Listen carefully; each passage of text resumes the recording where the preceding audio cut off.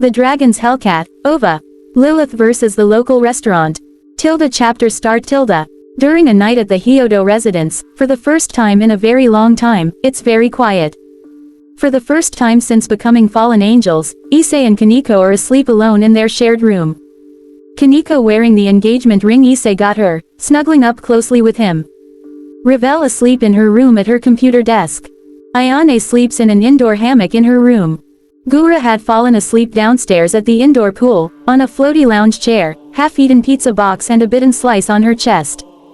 Katase and Murayama asleep in their shared bedroom. Kuroka sleeps in her room, curled up in a human-sized cat bed. Pav. Lilith. Since her creation by Opus at the training grounds, Lilith has been learning mortal behavior through mimicry and experimentation. Recently her attention has been on food, indiscriminately eating and tasting everything through trial and error whether it's food or not. Snacks, frozen meals, drinks, baking supplies such as bags of flour and sugar, cleaning supplies, anything you can think of, she's eaten it. In the kitchen. The place looks like a hurricane went through it, every cabinet and pantry wide open, flour and sugar all over the place, the packaging's empty with bites taken out of them, empty snack packages, an empty bottle of syrup, thrown still frozen TV dinners and pizzas, empty drink bottles, everything either opened and unfinished or completely devoured. Lilith sitting on one of the counters in a black silky button-up two-piece PJ set, hair in a messy ponytail finishing a bag of chips looks around, and in her usual quiet monotone voice says, "This place is a mess, these guys really gotta start cleaning after themselves." Using magic to clean up with a snap of her fingers.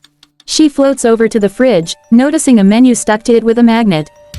The menu reads, Yokai Garden Chinese food, delivery in less than 30 minutes or free with a number at the bottom to call. Lilith. I want free food. Remembering seeing Issei and the others use phones to communicate with the humans, she conjures up a phone and dials the number. Ring ring ring. Hello. Thank you for calling Yokai Garden, my name is blah blah blah, how can I help you?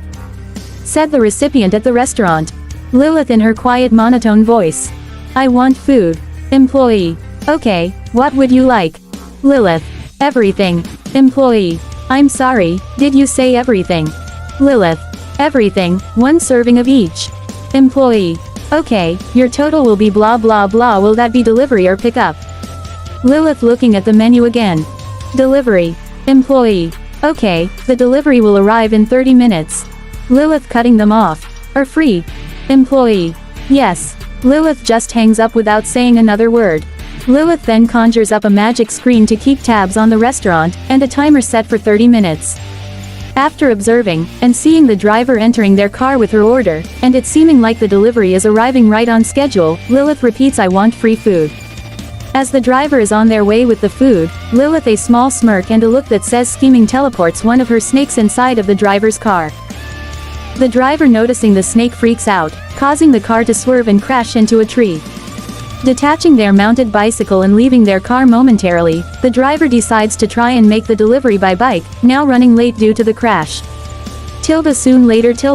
A buzzing sound coming from Lilith's timer. The 30 minutes are up, the driver has not yet arrived. 5 minutes go by. Ding dong, the driver, still shaken from the snake, rings the doorbell. Lilith opens the door with her timer in hand, and hint of satisfaction on her face.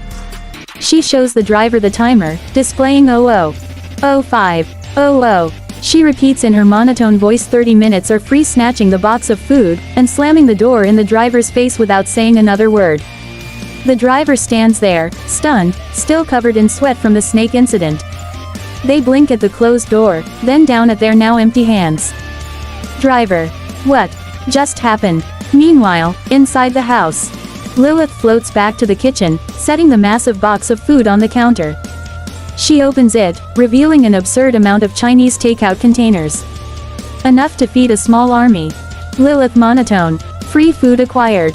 She picks up a pair of chopsticks, snaps them apart, and begins eating directly from the containers. No plate, no hesitation. Sweet and sour pork, beef and broccoli, fried rice, dumplings. Everything disappears into her bottomless stomach at an alarming rate. But then, Gura groggy, from the pool area. Smells like food. The sharp girl stirs, sniffing the air. The half-eaten pizza slice on her chest slides off as she sits up, her stomach growling. Gura. Wait. Did someone order takeout without me? She stumbles out of the pool, dripping wet, and follows the scent to the kitchen.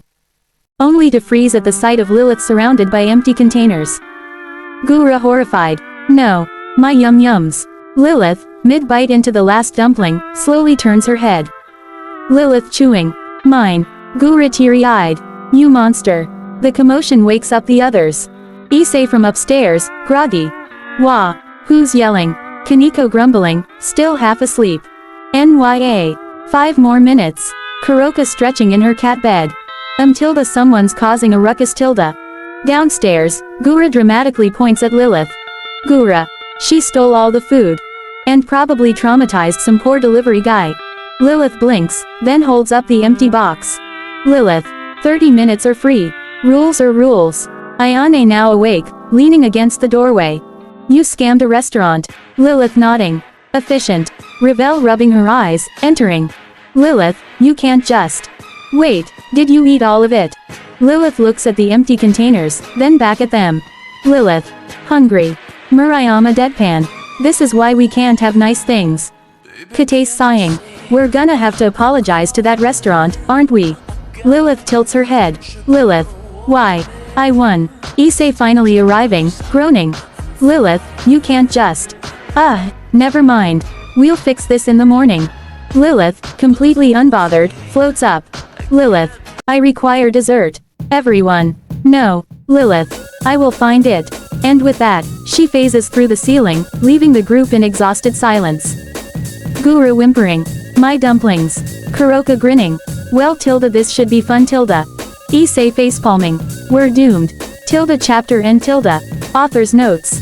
Hey guys, thank you so much to those of you stuck around through the original The Dragon's Hellcat story. I hope its climax was worth the wait. As a little token of appreciation, this is a short one-shot of a story centered around Lilith. I aim to really showcase her growth since her introduction in Chapter 7 of the original story.